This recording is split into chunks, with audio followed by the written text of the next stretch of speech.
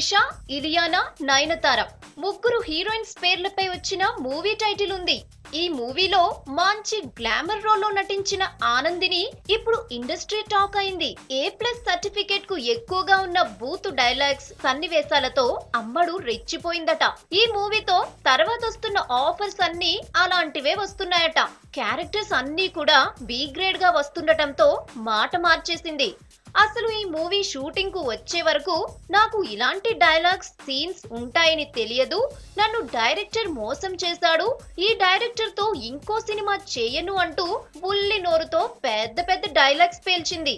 ఈ కామెంట్స్ చూసిన తర్వాత అమ్మడి తెలివితేటలు తక్కువేం కాదని, అమ్మో ఎన్ని తెలివితేటలు అనుకుంటోంది ఇండస్ట్రీ. సీన్ నచ్చినప్పుడు నో చెప్పొచ్చు కదా, ఇలాంటి సీన్స్ నటించను, మోసం చేశారేంటి అంటూ అప్పుడే చెప్పొచ్చు గాని ఇప్పుడెందుకీ నంగనచ్చి కబుర్లు అంటోంది ఇండస్ట్రీ.